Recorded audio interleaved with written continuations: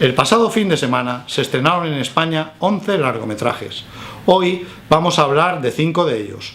Bienvenidas, bienvenidos al segundo programa de Martes Crítico.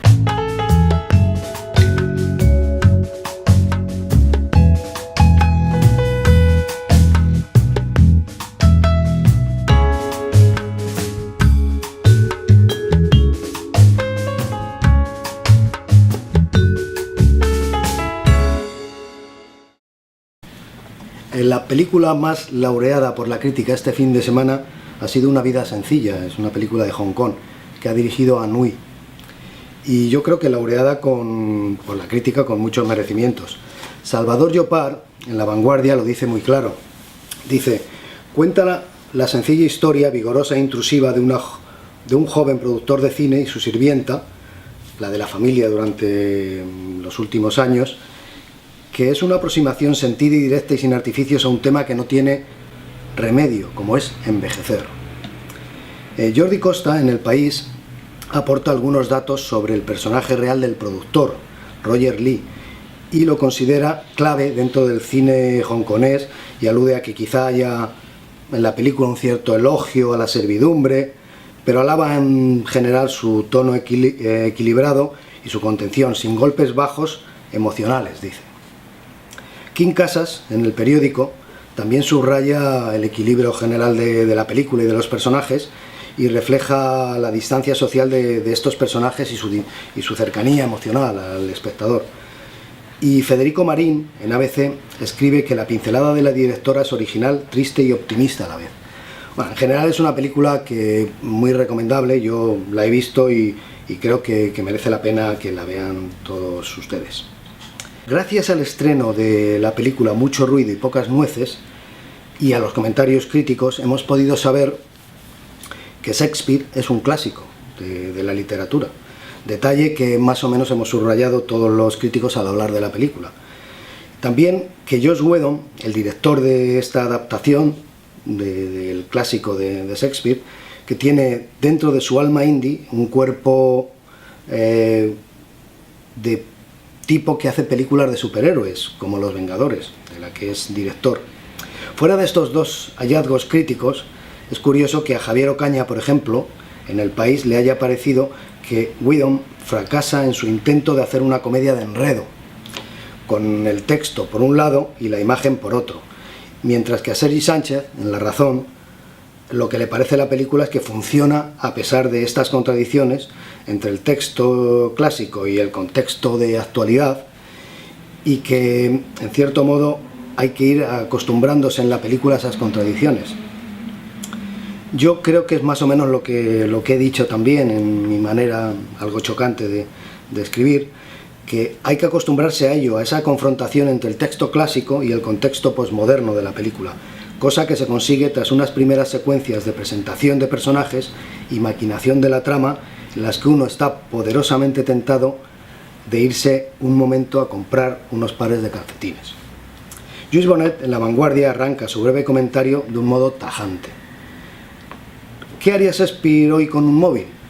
Pues llamar a Joss Whedon y felicitarle por su osadía, dice Lluís Bonet, al cual, por cierto, le mandamos un saludo porque creo que está un poco convaleciente de un pequeño percance.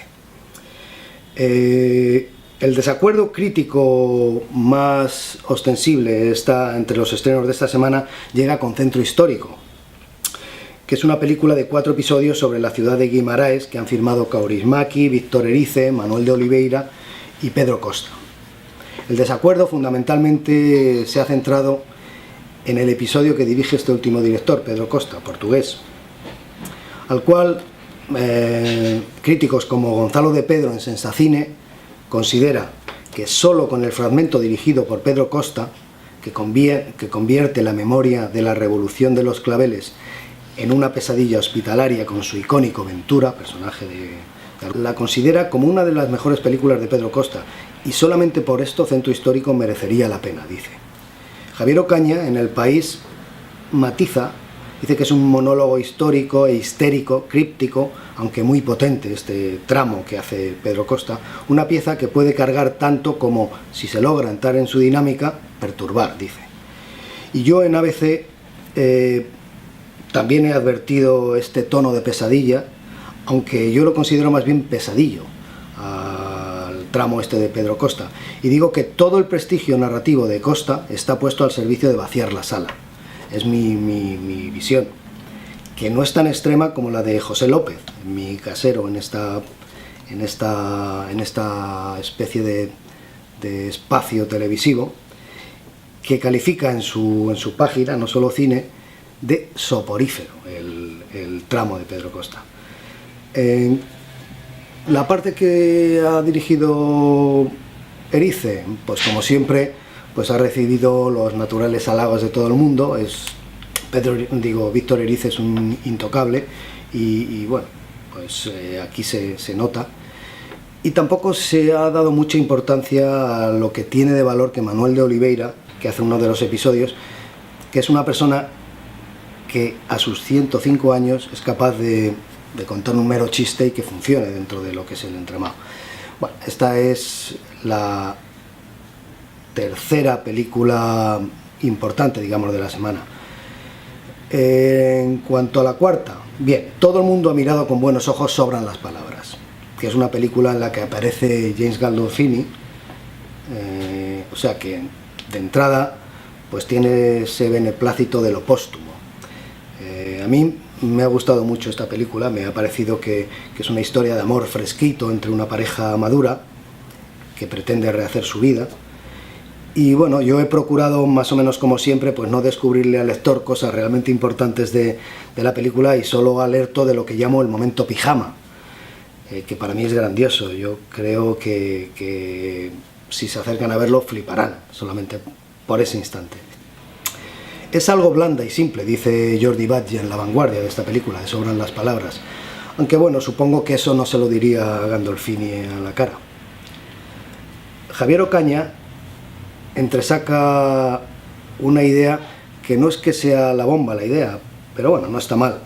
Y es que a Gandolfini le dura en esta película la sombra de Tony Soprano media secuencia. Lo explico por si alguien no alcanza a ello.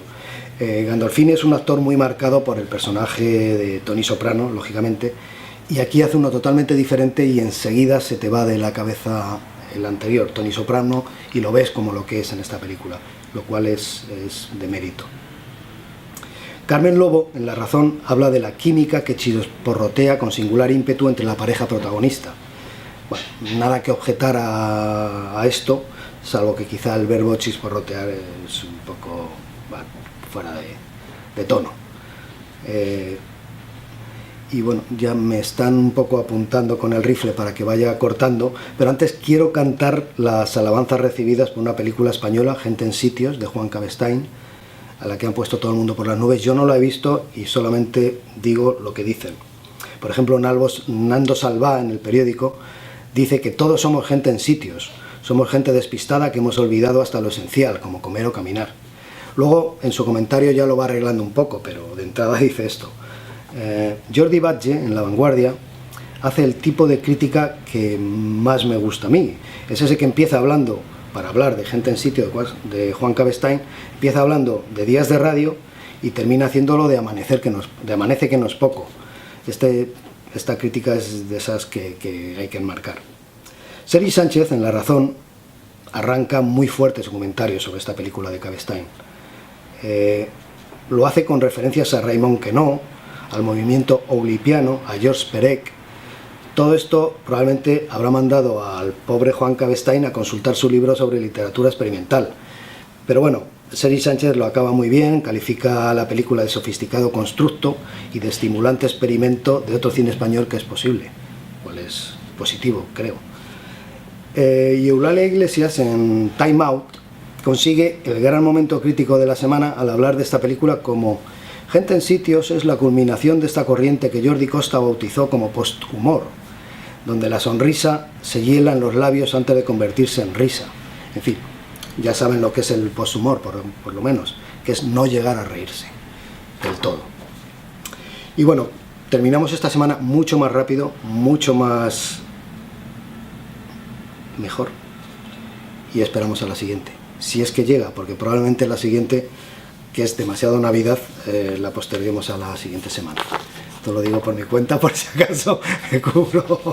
Y terminamos. Hemos sido súper rápidos, ¿no?